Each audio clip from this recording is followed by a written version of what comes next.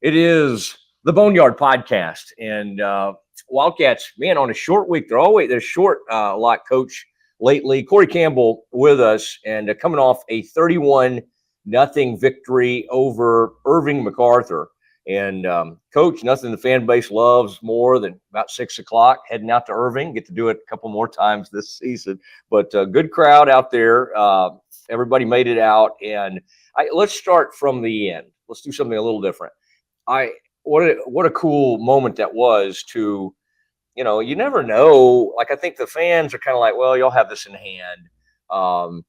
It's like if they score, I think some people always feel bad if a team is way down or whatever. And yet your team and the second string defense or whoever those backups were took it upon themselves. They wanted a shutout, didn't they? And I guess it probably is one of those moments where they're wanting to do it for their starters and do it for the team. Take us through that last sequence where they get all the way down there to the goal line, and then y'all keep them out at the end of the game. Yeah, I think for us and for a coach, the thing that's cool is the guys on the sideline are genuinely, invested in what's going on in the field because they're wanting to preserve that shutout. And then the second thing of that is just, man, the opportunity for kids that work so hard in our program for them to have the opportunity to be on the field and being, in a meaningful down and distance, a meaningful goal line stand, a meaningful shutout. Those things don't come around every day. And so, hats off to our defense. And like I said, it was so exciting to see so many kids be able to get on the field that, go to work each and every day. Did I see, was that Will Liggett on one of those plays? Came through and made a play right near the goal line. And then I think that was that kind of got everybody excited. And then there were a couple more plays down there. Yeah, we went back and looked at it as a staff. They got into some heavy personnel, some jumbo stuff, and ran a little isolation play. And Will made a play down there. And then we were fortunate to be able to get a turnover and fall on it. And it was a big goal line stand for us. That was nice, and everybody was excited. And then, of course, you give one of your patented post-game speeches. I think for our audience, I'm always interested too. I'll kind of watch from afar sometimes, and you're generally pretty, you give a pretty strong worded speech from what I can tell after those games. And I don't know exactly, so after a game like that where you were supposed to win, you did win, you got the shutout. What was the can you give us a little flavor of what the message was to the team? Yeah, first and foremost, told the kids that we were proud of them. Congratulations on the win. The coach, the player, and me, you're not satisfied. And so immediately your mind starts to race, of what's to come. And obviously we're going to talk about that this evening. But at the end of the day, super proud of our kids. But as you mentioned a while ago, we're back to a short week. We'll play again on Thursday against a really, really good opponent in Jesuit. And so, that's what I talk to the kids about. We've talked about this several times already, but I think the district has the possibility to kind of get turned up on its head. And what I mean by that is anything could happen on any Friday night or Thursday night. And, I just talked to the kids about the person left standing is going to be the team that wins on Monday and wins on Tuesday and wins on Wednesday. And I truly believe that. I think preparation is the utmost. And if we can win on Monday, we give ourselves an opportunity. And so that was really what I talked to the team about. There's interesting things that I've seen throughout the season. This was a game, you had been wanting to flag, was a player. I know you are going to get more touches. Mo, you kind of spread it around, spread the wealth. And you also were able to get Harrison Day a little rest for pretty much, I guess, the entire second half. So I think you accomplished a lot of your objectives on that first drive. Let's go back to when the game was still at least kind of in somewhat doubt. Rhodes takes off for a long one. This guy was banged up just a couple of weeks ago. From a speed standpoint, effort standpoint, he continues to put up big numbers for you. And you just had a record-setting back at Lake Highlands. But I think Christian may be well on his way to kind of making his own name here. Yeah, Christian's been, I think we talked at the beginning of the season that we really had, high hopes for Christian, but we just never seen him do it. And now we're, 5 games in, and I think we've seen what he's capable of, and he's getting better every week. It was good to get him going on Thursday night over at MacArthur, and we're gonna need every bit and more from him Thursday against Jesuit. Okay, let's a couple of the players that stood out for you. He did a mow on that opening drive. There was about a 18-yard pass, I think that and Harrison, I just continues to lead the team. Now, again, there was some adversity in this game. Christian early on, that was a tough one to exactly see what happened. He's trying. All his effort is to get in that end zone. I'm sure that'll be a teaching moment for you because they get a touchback, fumble down there around the goal line, and then an interception fairly early in that game. So again, in a game that you were going to probably win going away, it's not the worst thing in the world, to face a bit of adversity. Sure, no doubt. I think when we put the tape on and Friday afternoon, and we were watching the video with all of our skill players. I think one of the things when you get down there on the goal line and it's a favorable down and distance, and what I mean by that is not 4th and 1, top deal. We don't need to be reaching for the goal line, and I think that was the message that was sent. I think Christian made a great run, and then he tried to extend the ball. A little sloppy at times offensively. I felt like a lot of guys played, so some of our continuity was a little bit different at times. But we need to clean that up. That kind of performance against Jesuit, and we'll be in trouble. Okay, and then as you're reviewing everything that happened in that game, just from an O-line standpoint, D-line continues. Our man Jose Negrete was looking at one of his recaps. He may be in here filming us as we speak, and saw some of the players. Aiden Webb, big scoop and score in that game. Some of your D-line, Peyton Nicholson. Continues. He's it's interesting that you have different kind of rushers, right? Sure. You've got J. Ray, you've got Peyton's more of a bull rusher sometimes. He does it with all, I guess, that strength he's added over the years. But you've got guys that do it a different way. But it did seem like the D line once again kind of got after him a little bit. Yeah, they did. They played probably their best game as a unit. As you mentioned, we do have some different body types in there. Peyton's big, strong kid, and again, he's in his 5th ball game, and he's continuing to get better. Then you take a kid like Malcolm Odolami, it's a little bit faster twitch that can bend the edge a little bit. I thought he played really well. And then J. Ray at times gives us a dimension on that D line when we have a little bit of movement. And so we're going to need those guys going forward. And really thought they played well Thursday night. All right, and let's let's get to your offensive and defensive players of the game in the Wildcats 31-0 victory over MacArthur. Let's start with the offense. Who did you go with? Yeah, offensively, it was kind of a culmination of the last few weeks, and so our offensive player of the week this week is going to be Jordan Hutchinson. And he last year coming off of that injury. We didn't know exactly how he was going to be able to go as the season started, and he's continued to get better and better. I was really proud. He caught a couple intermediate balls the other night on some RPOs that were good. Obviously, you've seen him, run vertical against defenses, so that's been good. So super proud of Jordan and where he is.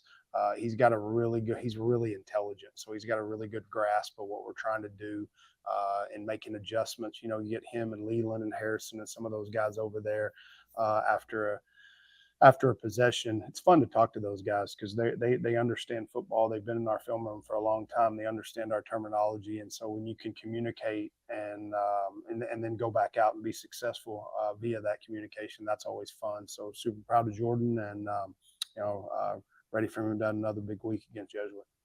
All right, and he's had big catches. That's interesting, to have those players who and he didn't get to play last year because of injury, and Right. so I guess he got to spend a lot of time in the film room, and so this year to take advantage of these opportunities is going to be a big thing. And you challenge your players right here on this podcast to some of your perimeter blocking. That was something you kind of called out. I think you've seen them respond, hopefully the way you want them to over the past couple of weeks. And Yeah, so, that's definitely been a point of emphasis, and give our guys credit, give our coaches credit. That's not something that you pay lip service to. That's something you go out and work on, and they've done a much better job, and proud of that group for their collective, blocking when it comes to the perimeter. all right, and anybody on the O line, by the way, stand out to you when you looked at film? Yeah, we O-line, I felt like again in a tale of two halves when a lot of different combinations are playing. We didn't get the typical game where you're getting 65 to 80 snaps Mm-hmm. graded. I thought Timothy Billups Jr. Played one of his better games, and then we actually kicked him out to tackle a little bit, just to look at some of those different combinations, moving Ivan Lakonga into center, and so a few different things. But that group played well, and again, as I keep alluding to, we're going to need that group to be really, really special Thursday night. All right, and takeaways, turnover differential has to be a big thing. You had a couple you didn't want, but you Sure. also got some. Sure. And Mason Parsons been a guy that's had a couple of fumble recoveries, but that's and of course we just talked about Aiden Webb, but that has to be a huge point of emphasis. And I would say in these big back and forth games with Jesuit in the past, like the one over there that I remember, you had a huge play from your secondary, early in that game. You kind of got up on them, we're 14-0, but those takeaways, always big. Yeah, they are. I don't care what level of football you're playing. They're a huge part, big momentum swing. And that kind of takes me to our defensive player of the week. Our defensive player of the week this week is going to be our secondary, because as you mentioned, Aiden had the big fumble recovery for a touchdown. Holden Lane had a big pick as well. And he's getting better and better every week. Exciting to watch him. And then, Yanni Moore played one of his better games at corner. That was big for us. And then Lloyd White's just been a stable of consistency. And then Mo's been going in there a little bit at corner as well, starting to play a little bit on both sides of the ball, which we don't have any players that do that. And so credit to him for that. But our secondary was our defensive player of the week. I like it. And as you said before, I don't think any coach, especially at this level at Class 6A, is just dying to put several sophomores on the field. Sure. Yet when they're ready, you got to do it. And even if you have to go through some, peaks and valleys, and you can just tell, you mentioned Holden, another sophomore out there. Spangler got to play a lot in the second half. Shaw Jenkins gets in his first action as your backup quarterback. I mean, those guys, it's kind of fun to see glimpses of what the future looks like. But with Holden, he's just gaining confidence each week. Yeah, no doubt. And while we're talking about those sophomores that we're super proud of, that were successful last year as freshmen, we'll kind of give a shout out to Mason Bush. And he had his surgery the other day, his ACL, and looking for that road to recovery. I haven't seen him in person, but looking for his face to walk back through our facility real soon. That's exciting, and he was a starter for you, and it's all hands on deck. Wright stepped in, doing a nice job for you, and so next man up type mentality there. But yeah, I find myself, like a lot of fans, I guess I'm somewhat media with you guys. I'm more of a fan, but like I'll look down there and see one of your linemen like 73, and I'm like, wait, who is that? Like it's some big tall. I'm just like, okay, I mean, it's kind of interesting to see these kids. 54, for instance. I think he might be a Yeah. defensive lineman for you, and I'm Mhm. just like, my goodness, who is that? And Right. so that's probably the future of the program. Some of these folks, perhaps I'm noticing, even the media every once in a while can notice like a 6'5" kid. I understand. Unsung hero Yeah. who stood out to you. So I want to kind of take our audience back a little bit. When we have the numbers that we do, we have 240, 250 kids that play football in our program, 9 through 12, and we're super proud of that.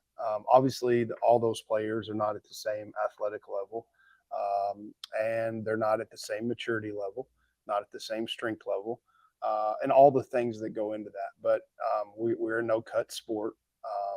And so if you come out and you do what the coaches ask you to do, and you go through off season and spring training and go through spring ball and all this stuff, then you basically are invited to be on the team. And where that creates a problem or an obstacle for us is not everyone has the same numbers. And so last week, for instance, as we were playing MacArthur, they didn't have a freshman B team, and they didn't have a JV B team either. We have our freshman red team and our freshman black team, our JV red team and our JV black team. And so we basically go out in the Metroplex and solicit games.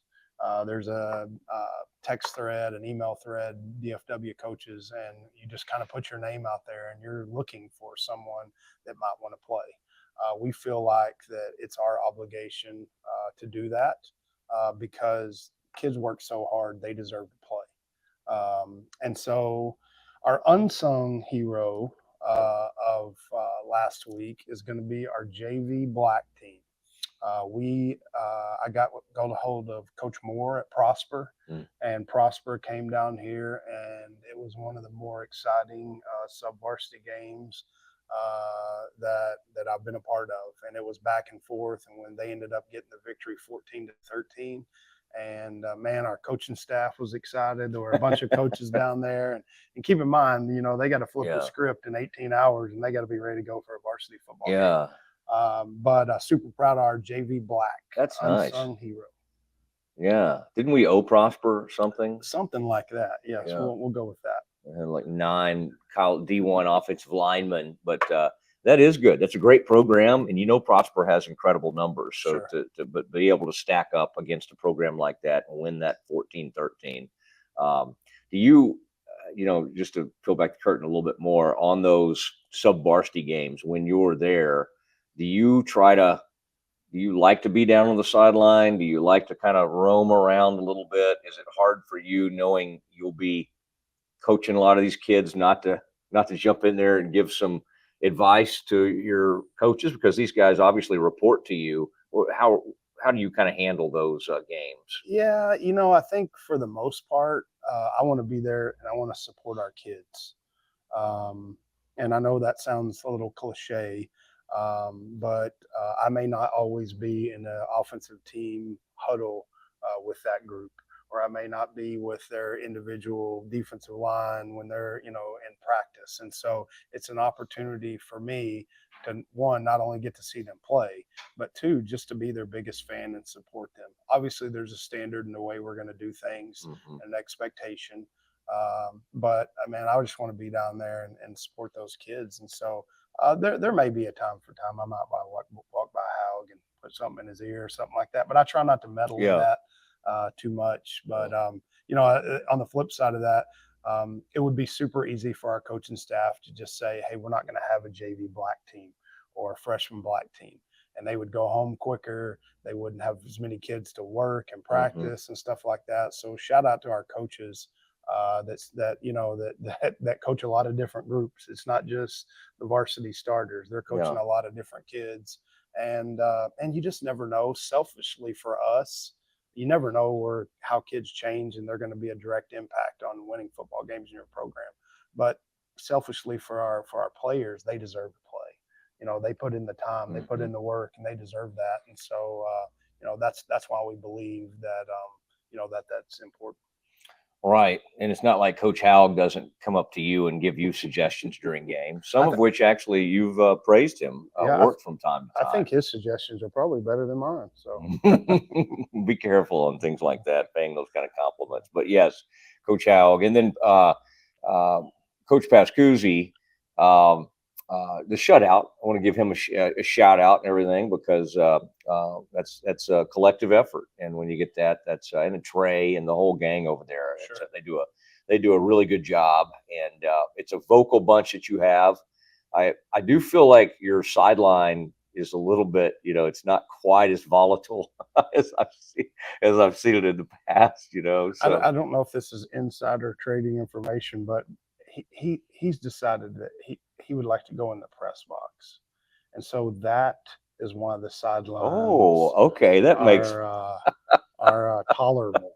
You know, no, I'm just in all seriousness. Yeah, shout out to those guys, yeah, Baz and those guys, and I was over there this morning in meetings with them for a few minutes, and yeah. they got a tall task this week. Charlie Peters is one of the top DFW quarterbacks, and he's impressive. 6'3", 215. Got a receiving core. That 5 or 6 different guys are touching the ball. They got their running back last week. He's been injured. They've got a really tall task this week going up against Jesuit. All right, and yeah, some of those names you just mentioned, Charlie Peters, Rob Peters, his dad played at Texas Tech. One of our resident historians, Glenn Gant, may have spent some time out in Lubbock, and so I now know there's a bunch of Tech legacies on this team. So Cade Gill, linebacker, 3-year starter, son of former Texas Tech starting quarterback Jamie Gill, and so they've got a lot of interesting players. That halfback Beret is pretty good player, pretty versatile. He was second on the team in rushing last year. And then, are they doing anything different? We know some of these coaches. Some of these coaches were either on the, gosh, it's Maturi over there. Mm-hmm. Yeah, I mean, Paul's over there. yeah, and we know some of these guys that have either been at Lake Highlands or we've just seen them in the neighborhood over the years. There's a lot of familiarity between these two staffs. No doubt, no doubt. It starts with Brendan Hickman over there, head coach at Jesuit, who I have a ton of respect for. Not only are they great coaches, they do things right. As far as the schematically, the question, are they doing anything different? They're going to do what they do. They do have a few new wrinkles and a few new looks that we've seen on video, but you can definitely see the foundation that they've built there. And I think when you look at people like Jesuit and Highland Park and programs that have that stability, and they really believe in what they do, and they do it really well. I wouldn't say they're overly complicated, but they just do a great job of coaching their kids doing what they do. They're going to run mid zone, they're going to run power, they're going to play action. They're going to get in doubles and trips and empty. I mean, they're just really good at what they do, and really well coached. And they're coming off a tough, heartbreaking loss, and that's always tough to take. Face a team after that. One more legacy I should bring up: Cooper Smith, senior linebacker. His dad was a great quarterback here, and is a great friend of mine. Ryan Smith, doctor here in the Dallas area, and led the team. Coach Campbell to a 12-2 record in '92, a district championship before falling in the state quarterfinals to the eventual champion Temple. I believe they lost that game 20-7 at Old Floyd Casey Stadium in Waco. Ryan played at both Air Force, and then I think he finished up at ACU. So all kinds of tie-ins there. Boy, two really good programs, two programs that have a lot of respect for each other. Now, from a defensive standpoint, what do you see from them, and what do you have to kind of be prepared for? Like, what is their? I mean, it seems like they always have really good linebackers. Pretty sound football. What's the big assignment for your O-line facing these guys? Yeah, I think when you look at Jesuit, first thing is they're going to be an odd front. They're going to be a little multiple in the secondary. They'll play a little bit of man, a little bit of zone, depending on the formation and how much you're compressed and stacked and bunched and stuff like that. But I think for the most part, the thing that pops on the video about their defense is, and they're big. Their defensive line is big. Their two outside backers are huge, 3 and 11. They're athletic in the secondary. So just their sheer size is the first thing that kind of jumped off the page. And they've played some really good defense. Make no bones about it. Their schedule is, and they always do this. Hats off to Coach Hickman and their staff, but they're not afraid to go out and schedule. And so they played Hebron, who was a great football team. They played Highland Park, Jesuit, New Orleans. They've played a really, and then obviously the district game last week. So they're very battle tested, and it's going to be a huge challenge Thursday night. All right, and our historical look, Coach Campbell, is the 2012 matchup with Jesuit, and it's been a good matchup over the years. Not just a ton of games between the two, but that goes back to. I was there. You were. I was there in 12 on the sideline. I was in the Coach Scott Smith. I was in the press box. Okay, so you remember? Let's see. Let's test your memory on this. Who was their star wide receiver? He went to Texas. He wore number 7. Oh man, How's going to get me for this? This is the trivia portion of the Boneyard podcast, trivia night. I don't remember his name. Jake Oliver. Jake Oliver, that is correct. All-State, and he played in the U.S. Army All-American game. And then y'all had a star senior offensive tackle. I do know this one. Kent Perkins was USA Army All-American and went on to play at Texas in the NFL, and he was a big one. Yeah, and in that class we had Nick Thurman, who still plays in the NFL today. I remember it was a nice little heavy package. Thurman played defensive end for us, but it was a battle that night, and I remember like it was yesterday. We ran a little sales scheme, and we thought they were just going to back up, and we threw a little glance in behind, hurried up and called timeout, and kicked a game-winning field goal to beat them.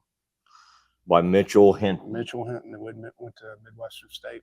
Well, you do have, you got to sing on lockdown. You've got, my gosh, I mean, that's been 12 years. Quarterback Trent Jones moved them into position there, and the Highland Park, the Lake Highlands gets the game. Number 562. That's 562nd game for the Wildcats. I like how Gant really keeps us on our toes. Y'all would go on to finish 8-3, losing a shootout to a Plano West team that y'all had beaten earlier in that season. Yeah, they had a tailback, I think he went on to play at UCLA. They were really talented, that year. All right. So another Thursday night game. I mean, you're getting used to these. May not be, and I guess the nice thing about this one is I don't know if you love like 4-day weekends this time of year, but there's no school. I think that's always the weird thing is everybody wants it to feel like a Friday. So at least this Thursday night will be like a Friday night game. Kids don't have school the next day, and everybody's going to have a big time, and I think it'll be a great crowd.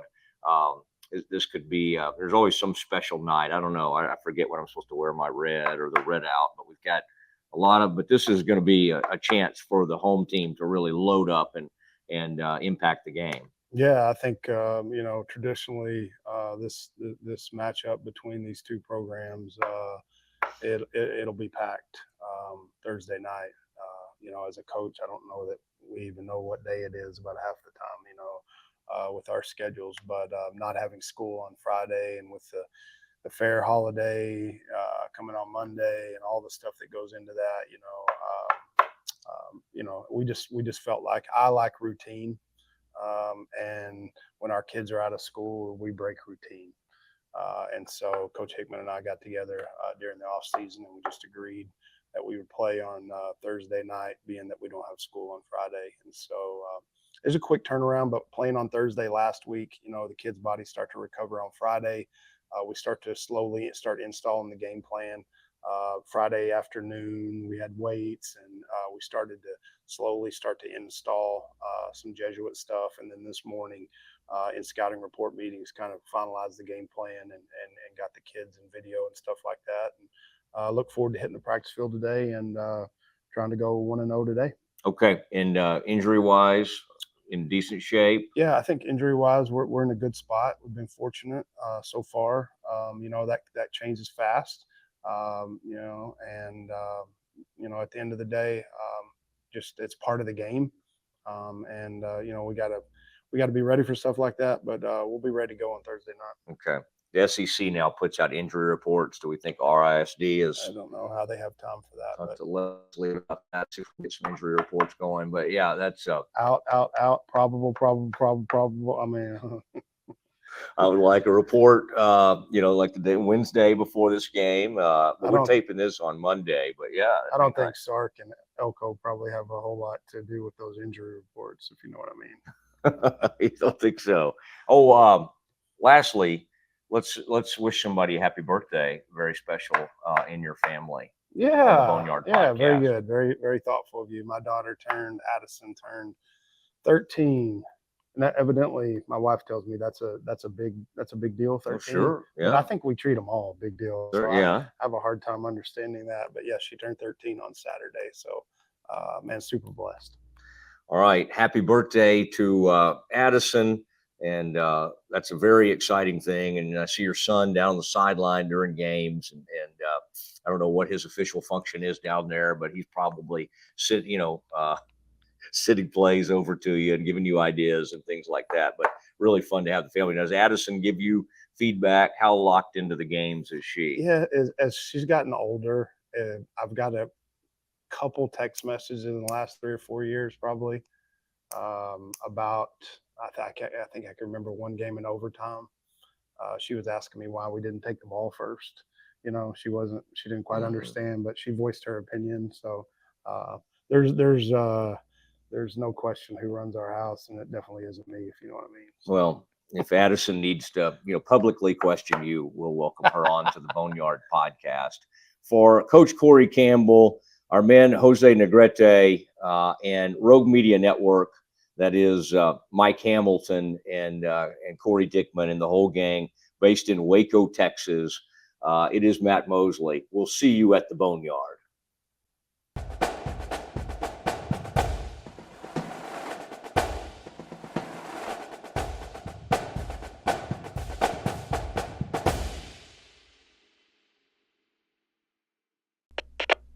We are Rogue Media Sports.